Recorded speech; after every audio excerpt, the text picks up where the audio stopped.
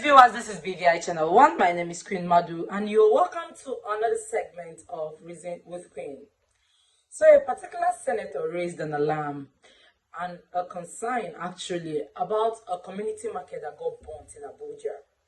She brought it up when they were having readings at the Senate house, so that they can do something about it.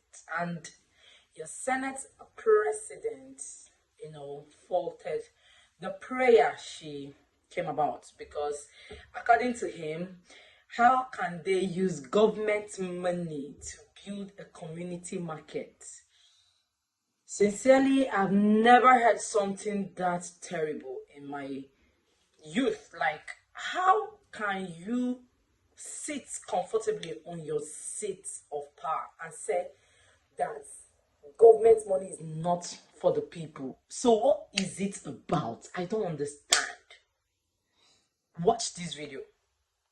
On the Cairo fire outbreak and the need for safer public places, I urge the FCDA and Abuja Municipal Area Council to offer the shops when rebuilt to the victims at a subsidized and affordable rate in order not to disenfranchise the original owners of the shops.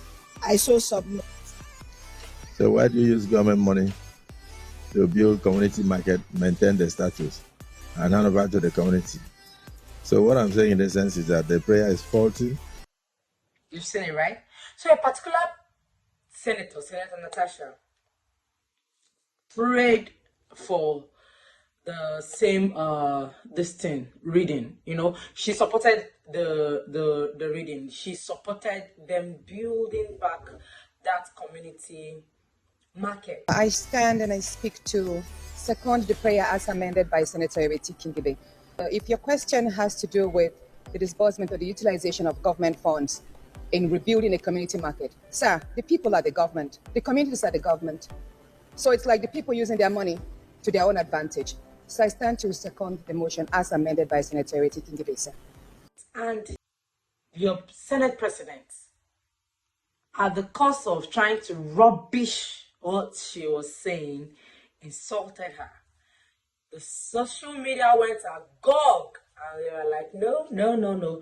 If you don't have respect for women, you will learn respect, and you will learn it by force. If you feel you can just behave anyhow you want, we are not taking it. So they took it upon themselves, and lashed out at him. And guess what? He apologized. So I'll show you the video of his apology. Distinguished colleagues, during our proceedings on Thursday, I had cause to refer to the Legislative House's Powers and Privileges Act 2004, and also our standing rules, where it is clearly stated that whenever a member stands up to talk, the other member must sit down and must listen in silence. Is a norm, and that you can only speak when you are recognized. I take cognizance of the fact that each and every one of us is still learning. Even those of us that have been in the Senate for 16 years, we are still learning. So we'll do well to continue to learn. But in the course of my talking to one of my distinguished sisters, that she should speak whenever she's recognized, I made reference to the fact that we are not in a nightclub where people have to shout above the noise of the music. And the social media went agog. I'm not on social media, but my wife called me that people got angry. They published her number and said people should occupy her. So she used to receive, she received over 2,000 to 3,000 phone calls a day. And then I tried to on one of my phones. I realized it was in the public. In fact, the phone crashed after about 3 hours. So I am very happy with the interest generated by Nigerians in what goes on in these chambers, because we are here to cater for their interests. And so for them to be so interested in what goes on here means that we are connecting with the people directly. And it would have been terrible if we were doing all this work and the people were not even aware of what we are doing. But the communication was totally misunderstood.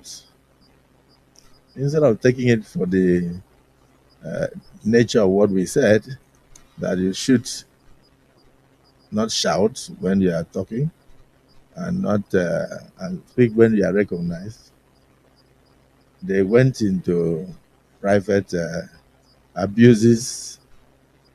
I don't want to say what they did to me, because what they did to me, I think I don't merit it. I was telling DSP that it's even the one they should be talking to, because in my tradition, we marry only one wife. So they listed so many wives on social media. And at the end, it will look as if the Senate president had or has so many wives. When indeed, I'm reporting to my colleagues, I have only one. And I'm satisfied with that one. And she's a beautiful and loving woman. I will not intentionally denigrate any woman. I have a wife, I have 4 daughters, and I always pray that God will lift a girl child to the highest zenith in Nigeria, politically and in business. You've seen it, right? Anyways, it's a sorry apology. But he apologized. That is the power of the people. I'm trying to, this video is power packed. I want you to know how powerful we can be if we have one voice.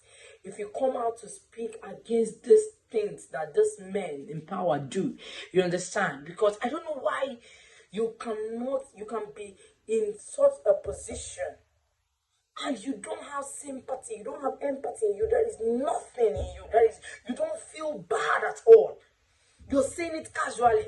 Why would they use government money to but they can use government money to pay you guys salary, use government money to, pay you people allowance, use government money, and you people,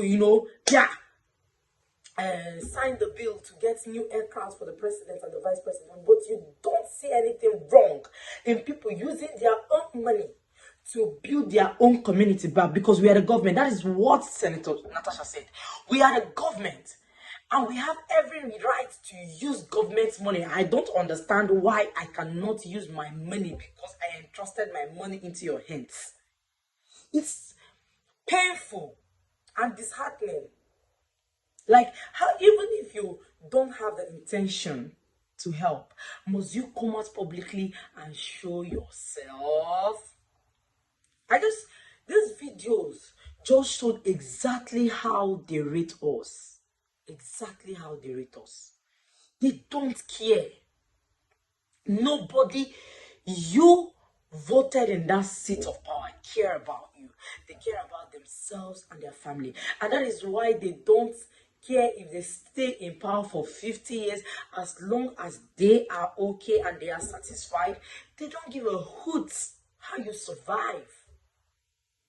It is a painful, it is beyond painful to imagine it.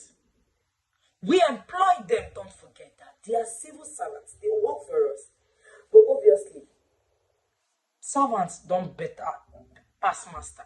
It's only in Nigeria that servants get paid so much that they grow so fat and they sit on you, the master.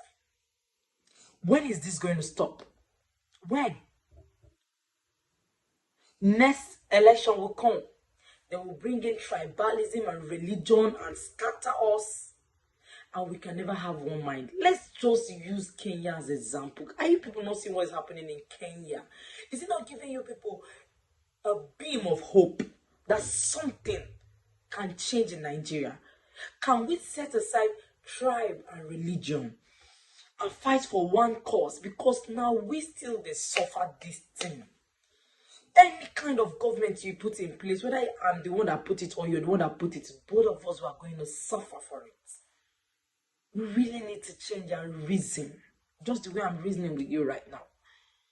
It is painful, extremely painful, the kind of caliber of men we put in the seat of power. Change needs to come, and it just have to start with you and I. It just have to start with the quality of leaders we put in the seats that matters the most.